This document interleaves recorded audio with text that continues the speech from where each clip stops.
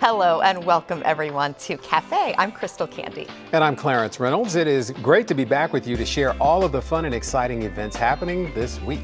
So the Central Florida Zoo is one of my favorite places. If you haven't been there, you have to check it out. And they have some new residents who I would love for you to meet.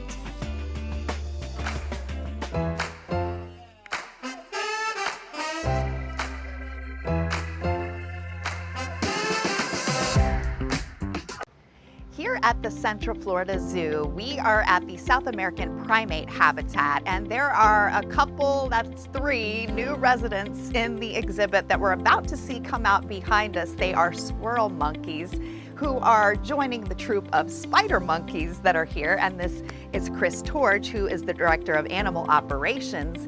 And I've noticed a lot of activity behind us because your keepers have been very busy putting out some new snacks, some new activities, because you have to keep these guys busy. Correct. So every morning we go inside the habitats and we service the exhibits, we clean it up, and then we make it really active and add a lot of environmental enrichment for the animals since they are so smart. We want to keep them busy and keep them active during the day. So we give them different types of puzzle feeders to get their food and their breakfast. So that's what the keepers are doing right now. They're setting up the habitat for all of the 8 monkeys that want to come out and get their breakfast. But as we're standing here talking and waiting for the monkeys to come out, with the squirrel monkeys, learning about that species has been interesting for me. Oh, hello, buddy. We've got a couple visitors over here this morning. Yeah, that's one of our squirrel monkeys. So that's one of the squirrel monkeys. Yes. Tell me a little bit about why those are so unique.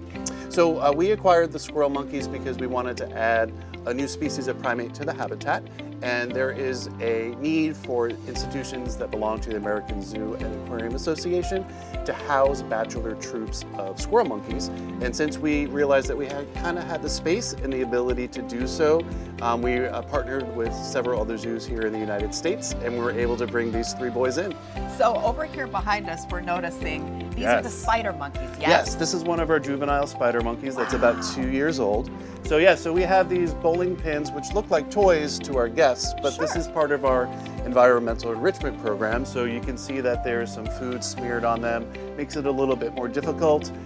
These guys like the bright colors, and they know that the keepers have come out here this morning and hidden all sorts of types of food. I saw the keepers hide some raisins in there, which is one of their high value food items that they love. Oh, so it's a little bit of a treasure hunt in there. Yes. Try to get it before your neighbor does. So you've gotten a lot of great reaction from guests with the new squirrel monkeys. They are so cute, but there's a lot to keep in mind with monkeys. They're not good pets, and they are real strong and pretty destructive, which is why you guys have to keep them so busy. Correct. So we do like to remind our guests to be very smart when you do choose a pet, and we do not encourage anybody to choose any sort of primate as a pet because they are so difficult to keep. And we have the expertise here with our talented keeper staff, with our veterinarian department, with our nutritionist, in order to maintain the proper health and husbandry for these animals. So you can go to the AZA website or Not a Pet to learn more about why primates aren't the best pet to have in your house. Well, this is a good way for you all to show this species because it is so much fun to watch. Yes. Hey, buddy. Hi. They're so curious and so cute. So you can see why people would be drawn towards these animals. But yet, that really is a problem that organizations are seeing out there. Yes, we unfortunately get calls all of the time wanting to know if we can take in any abandoned primates or macaws or tortoises. So we really don't have any more room to do that. So it is a crisis here in the United States. So the purpose of this exhibit is to showcase the fact that we want guests to be informed about the pets that they choose and to not choose primates as pets. So we're seeing some of the swinging happening, some of the different, basically enrichment activities that your keepers have to do to entertain these animals on a daily basis. Yes, it's a lot of work. We give them enrichment 3 different times a day, so that could be novel food items, different types of toys for them to interact with, different scents, even different smells. Sorry, I'm distracted. That's okay. They're doing their job. It really is so much fun, but it also is an opportunity for you all to help educate all of your guests who come in here. And we're seeing people, even behind us who want to interact with these, and this is the safest and the best way to do it. Correct, yes. If you want to learn about primates and you want to see primate behavior and enjoy watching primates, come to the Central Florida Zoo. We monitor their diets and their weights constantly to make sure that they're always at the optimal weight. Awesome. And the optimal weight for a squirrel monkey? They're going to be a couple of pounds, but it also So depends small. on each individual too. So we monitor them so much that we keep trends and we know who should be higher, who should be lower. So yeah. Well, you guys do a great job. Thank and if you would like to come down and see the spider monkeys and the new squirrel monkeys, check out the Central Florida Zoo's website and come on down and give us a visit. Exactly.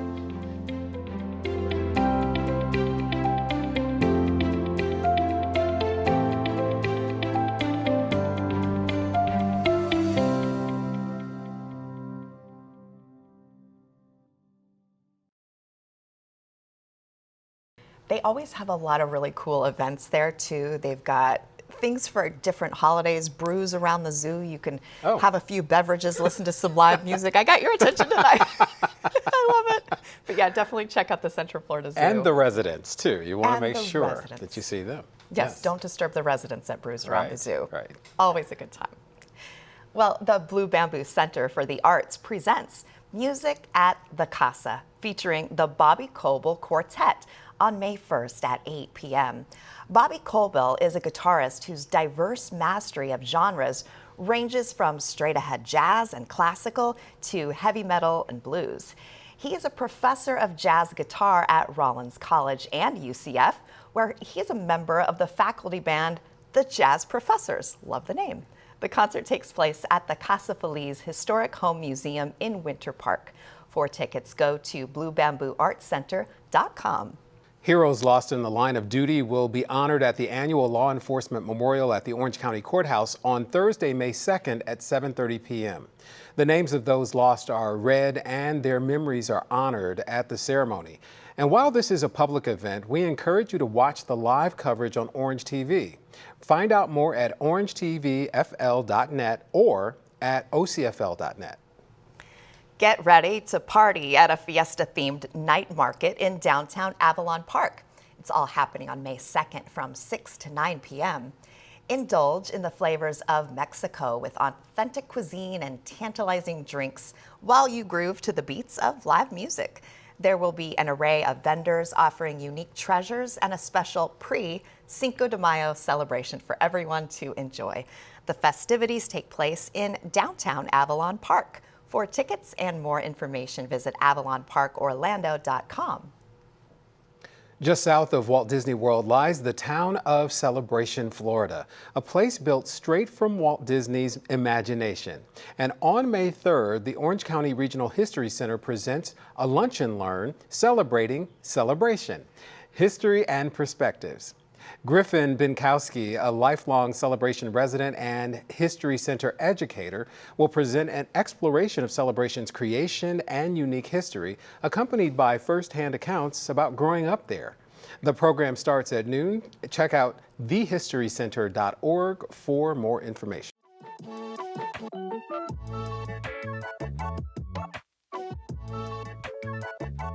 Tucked away in the historic, quaint little town of Gotha is a wonderful experience for those of you who love the outdoors and love plants and love just really being with nature. It's called Kneeling Gardens. And Angela Withers is here. She is the president of the board there to tell us about the whole thing. What is Kneeling Gardens and what is it all about? Kneeling Gardens, we like to think, is sort of one of the magical little not well-known places in Orange County. But we're gradually becoming better known and we want to become more so. It was the historic home and garden of Dr. Henry Kneeling, who was from Wisconsin, and he bought the property in 1886 because a friend who was traveling down in Florida told him that a Mr. Hempel was creating this little, what he called a German colony in the wilds of what became known as Gotha. And this was something Dr. Kneeling was curator of the Milwaukee Museum. He was an ornithologist, amongst other things, but he loved tropical plants. And this friend said this would be a place you could grow them year-round instead of in a greenhouse up in the cold. So he bought the property sight unseen, about 40 acres originally, came down in 1886, and from then on every winter would come down and spend time there, introducing plants, experimenting with plants. He was an extraordinary plantsman. And this garden of his, and he had 30 or 40 acres originally, It became a mecca for travelers in the early part of the 20th century. People who had never seen these fabulous tropical plants and caladiums. He's known as the father of caladiums. He was growing all of these on this site. But the story was lost because he died in 1929. And the wonderful house, he actually, moving his family down, he decided in 1901 to move his family down and actually move to Florida. And so there are wonderful stories about the house. The house is special. The 6 acres that we have remaining are wonderfully natural. So there's so many things I could share with you about it. We really want people to come see it because it's different. We're not trying to be a Lou Gardens. That's wonderful, that has its place. We want to be an exploration garden because what we discovered when we bought the property, Dr. Nilling died in 1929, then it was bought by Julian and Maggie Nally, who were passionate about the work Dr. Nilling had done, and ran it as a sort of commercial nursery. Then for a number of years, they both died in 1978 within a few months of each other, had no children, so the property was subdivided. But they kept the 6 acres with the wonderful old house on it because everybody knew this was important, and it goes from Hempel Avenue down to the lake. So then it was rescued by the Bashardis, who lived they lived in Windermere at the time. He was an architect, loved the old house. Barbara was a passionate gardener. So they did a lot of work on it, and then Howard died, and Barbara couldn't maintain it. It became completely overgrown, but she wanted it saved. And so the Henry Kneeling Society was formed at the end, right around 1999. The group started figuring out how can we save the property. She needed the money to leave, and eventually we got it at the end of 2009. And when you come and visit us, you need to know that when we bought it 13 years ago, our non-profit, it took a machete to get around the property. Really? It was completely overgrown. Kudzu and air potato and cat's claw begonia and running bamboo. But here was this wonderful old house and a wonderful story and still amazing plants all in amongst us. And we said, we can make this work. You know, you mentioned the tropical plants. How does it differ from other botanical locations in Central Florida? Well, it's a mix. And when I say tropical, there are some more subtropical, is a little bit more appropriate. People would talk about coming and seeing his tropical plants, and some of them are. Caladiums, for example, are technically tropical, but they do brilliantly in Central Florida. So the main thing that is going to be different from other gardens is that we have left it very natural, because as we uncovered, instead of coming in and saying, oh, we're going to recreate, we gradually uncovered. And that was partly because we had no options. Right. We didn't have the money to come in. Was the best thing. Sometimes not having the money at the beginning is a really good thing, because as we cleared the vines and uncovered, we found all these amazing things. And then these wonderful old trees, the canopy, the huge tree canopy, and the things we found underneath, we were then able to keep them and supplement and bring back the things that he was growing that haven't survived. But also, we want it to be a place where people discover nature and discover gardens and say, wow, look at that. That's what happens when this grows here. When a tree falls down, we keep a lot of the fallen logs, and then we all watch the amazing fungi, and we put bromeliads on them, or we hang orchids. But you're seeing the cycle of life. You're seeing the natural progression of things. And that's where we're different. We don't just move out the flowers when they're dead. We trim them back. And from those humble beginnings, are there now signature events that happen that people can come and engage with Kneeling Garden? We do, and those are fun. We've got one coming up, but we do about 3 a year, essentially, and one in the spring that's more of a morning caladium event, caladiums, canvases, and coffee, and we'll have artists painting the gardens and music and coffee and goodies and usually some mimosas and things too, to make it fun. And then in the fall, we've got one coming up now. It's called Owl Prowl, and sort of fall themed. But that is our main sort of fundraiser. But we again have artists painting because artists just love the place because it's different. It's not the usual, here are some beautiful flowers, here's some of this. It's discovery. And so they love and find their little area.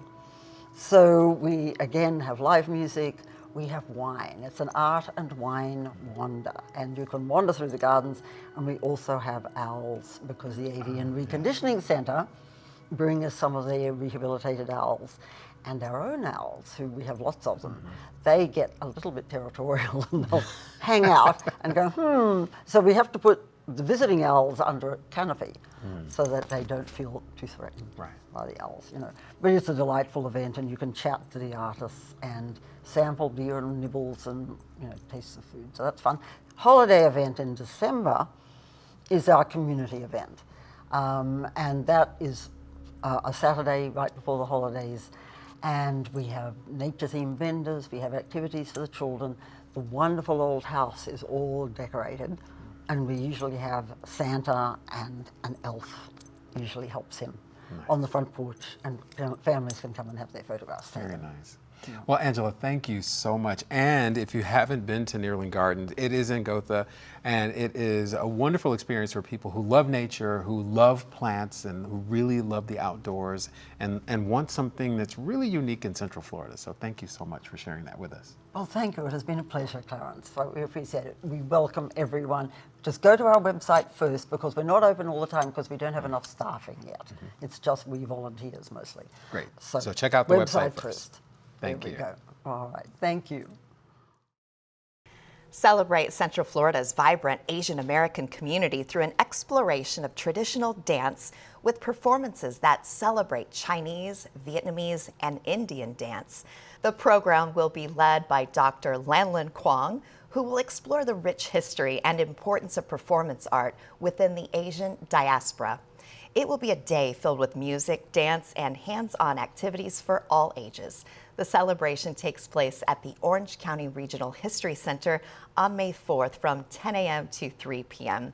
Visit thehistorycenter.org for details. Celebrate May the 4th, Star Wars Day, at the Orange County Public Library's main branch Melrose Center with activities, movie screenings, and a photo op with R2KN3, the library's newest team member. Here's the fun fact. While May the 4th is a play on the Star Wars phrase, "May the Force be with you," the phrase actually originated from a 1979 London newspaper headline that congratulated Britain's new Prime Minister, Margaret Thatcher, on her first day in office. The ad read, "May the 4th be with you, Maggie." Anyway, the celebration takes place from 10:30 a.m. to 5:30 p.m., and you already know the date. Go to ocls.info to register. Speaking of May the 4th be with you, kids can celebrate Star Wars Day and enjoy an out-of-this-world creative workshop at the Orlando Museum of Art. They'll be able to design their own lightsaber using a mini flashlight and make a droid inspired by popular characters like BB-8 and R2-D2. They'll end the day exploring the OMA galaxy through an intergalactic scavenger hunt. The workshop takes place from 1 to 3 p.m. on May 4th, of course. Visit omart.org for tickets. This is your last chance to check out Going Places at the Orlando Science Center. Going Places highlights the different aspects of transportation, including the movement of people and goods and transportation modalities on land, at sea, and in the air. There are over a dozen interactive exhibits that let visitors pack a cargo ship, challenge a friend in a recumbent racer, navigate a yacht, or become a car packing expert. The exhibit runs until May 5th. Go to osc.org for tickets and more info. It made me laugh when it said you can become a car packing expert. Right. Because I feel like my dad thinks he is a car packing. Oh, yeah. You know, it's like the Tetris game of packing the car. I love that you can really do that. The kids can be like, let's learn how to pack a car. My dad, he thought he was pretty good too. Amazing. But that is a great exhibit. I've seen kids there. There's like a conveyor belt with luggage. So it's amazing, these little things that we encounter on our daily life as adults that we don't think is a big deal. The kids are like, oh, super cool. They love it. They love it. Oh, hilarious. Well, that wraps up this week of events. If you have one you'd like to share with us for next month, send us an email at cafe@ocfl.net. I'm Crystal Candy. And I'm Clarence Reynolds. Remember to join us next week to see what's new and exciting in your community.